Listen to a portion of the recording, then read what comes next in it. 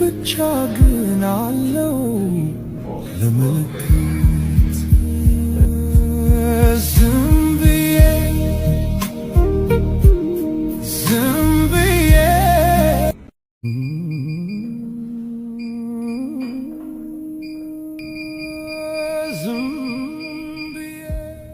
ሰላም ጤና ይስጥልኝ እህት ወንድሞቼ እንዴት አላችሁ? ትናንት ሕክምና ላይ ሆኜ በለቀቅኩት ፎቶ ብዙዎቻችሁ በጣም ደንግጣችሁ አስባችሁ ሁላችሁንም እየጠየቃችሁ የነበርና በእውነቱ እጅግ አድርጌ ከልብ አመሰግናለሁ።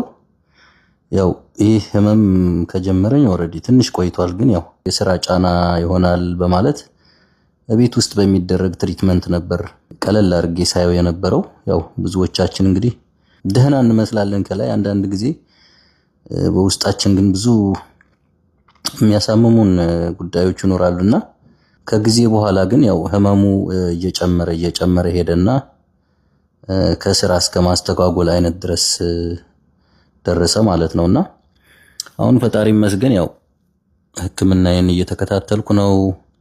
ያው እንደምታዩት ፊዚዮቴራፒ እየተከታተልኩ ነው። እንግዲህ በጣም በርካታ እህት ወንድሞች እኔ ምንም ቃላት የለኝም፣ ብዙ ነገር ጠይቃችሁኛል። ምን እናግዝ፣ ምን እንተባበር። በእውነቱ እኔ በዚህ ሰዓት ምንም ነገር አያስፈልገኝም። ከናንተ የሚያስፈልገኝ ጸሎትና ዱዓችሁ ብቻ ነው። ከዛ ውጭ ሌላ ምንም የሚያስፈልገኝ ነገር የለም። እግዚአብሔር ይመስገን ህክምናውን ፊዚዮቴራፒውን እየተከታተልኩ ነው በደንብ። ሁሉም ነገር መልካም ይሆናል።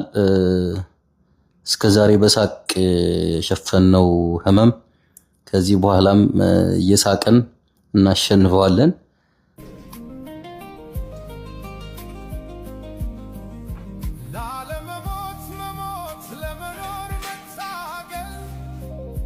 ብረት ነኝ ስል ኖሬ ሸክላ ሆንኩ እንደገና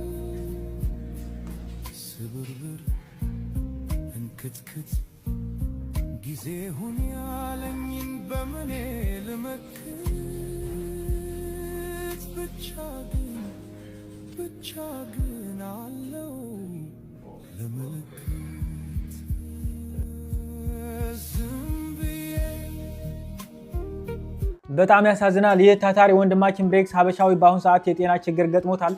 ሁላችን እንደምናውቀው ብሬክስ ሀበሻዊ በስደት ለሚገኙ እህትና ወንድሞቻችን ቀድሞ ድምጽ በመሆን የሚታወቀው፣ በአሁን ሰዓት ግን በፎቶ እንደምታዩት በጣም እንደታመመ በራሱ ገጽ ሼር አድርጎታል ወይም ፖስት አድርጎታል።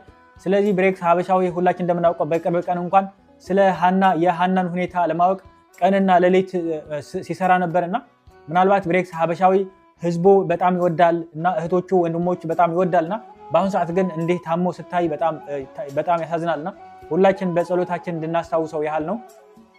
ምናልባት ይህንን ቪዲዮ ሲሰራ በርከት ያለ ማለት ሁሉ ሰው ወደ ካሜራ ሲመጣ ወይም ደግሞ ወደ ሶሻል ሚዲያ እየሳቀ ወይም ደግሞ የሆነ ነገር ሲሰራ በስተጀርባ ወይም ደግሞ ከካሜራ በስተጀርባ ያለ ስቃይ ማንም ሰው አያውቅልንምና ማለት ሁሉ ሰው የየራሱ በሽታ ወይም የየራሱ ችግር የየራሱ ጭንቀት አለውና ብሬክስ ግን ይህንን ያህል በሽታ ተሸክሞ ወይም ደግሞ ይህንን ያህል ስቃይ ተሸክሞ ግን ለህዝቡ ድምጽ በመሆን ለእህትና ወንድሞቹ ድምጽ በመሆን በማህበራዊ ሚዲያ በቃ ምንም እንዳልተፈጠረ ምንም በሽታ እንደሌለው በቃ ማለት ሁሉ ሰው እንደ ብሬክስ አይነት ህመም ባይኖረውም ከብሬክስ በላይ ወይም ደግሞ ከብሬክስ ትንሽ ያነሰ በሽታ ወይም ደግሞ ጭንቀት ያለው ሰው ነው በሶሻል ሚዲያ የሚመጣና ስለዚህ ለወንድማችን ብሬክስ ሀበሻ ሁላችሁ ኮሜንት ላይ የገባችሁ ማለት ቶሎ እንዲያገግም ወይም ደግሞ ቶሎ እንዲሻለው ሁላችሁ በጸሎታችሁ እንድታስታውሱ